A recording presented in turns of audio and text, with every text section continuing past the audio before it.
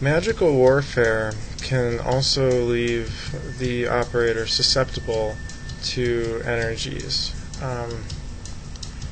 Different people have different ethical or moral rules attached to their mysticism.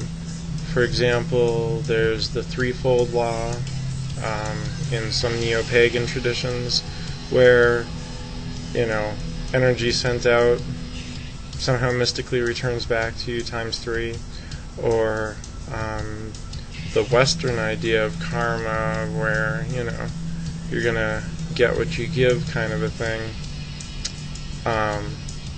When you deal with mysticism of this nature, you need to make sure that your intentions are pure and clear, and that you're not being malevolent, even though some of the operations require such.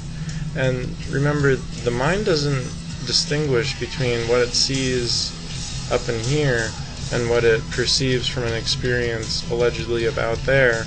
So the secret to channeling mysticism and performing ritual drama successfully is to be able to take on any kind of mindset necessary to undertake that working, and yet still remain truly stoic and not actually personally taking on all the baggage associated with that emotion. Magic can be used as a release, and therefore, as opposed to using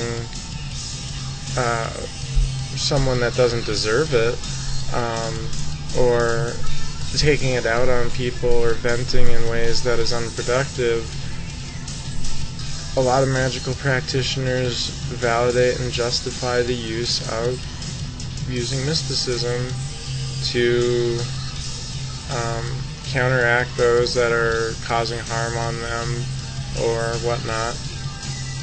So to understand that you become susceptible when engaging, and therefore by operating within the system of the Wizard's Duel, you therefore become quote-unquote bound by the powers of the shield and the powers of the sword, which means you need to both be offensive and defensive in protecting yourself. And if you are going to be engaging and you're going to be dealing with situations or in public, in places and things that might put you in danger, you can simply ask out loud that your spirit guides go ahead of you to prepare and protect and make way for you, neutralize the energies, and offer protection.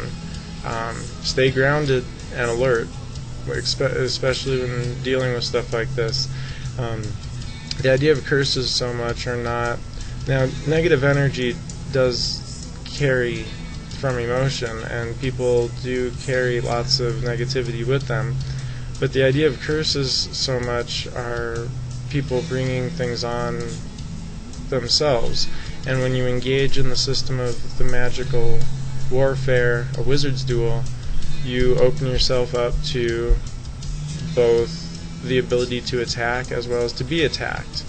So this is something to be considered.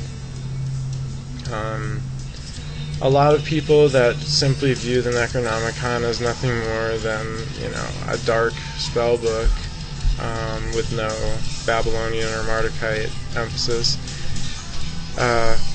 just seem to find it notorious for its curses. And from what you could gather from sources like the Necronomicon, from contemporary New Age mysticism, from ancient texts, or even sources as out beyond the contemporary as LaVey,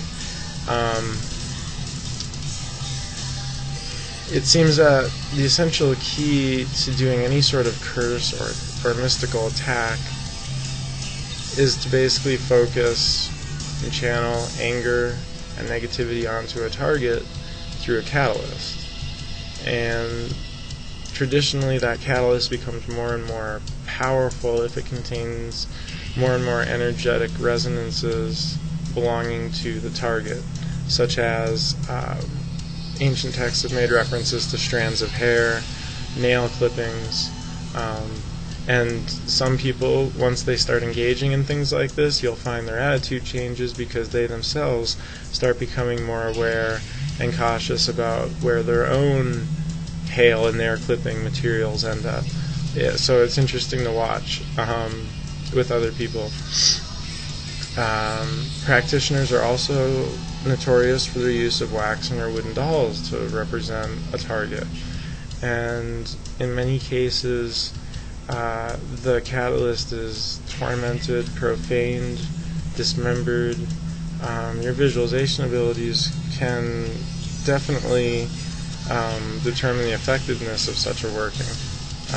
And verbal curses too, pertaining to the nature of the demise of one's enemy, or even dramatically reenacting what's desired to be happening. There's no limit to this kind of stuff, and it's funny because Hollywood seems to have keyed in on this form of ritual drama just because it seems most colorful and dark and easily connected to ideas of things satanic and whatnot. So those are a few possible uses of mysticism in the Wizard's Duel magical warfare to channel such energy.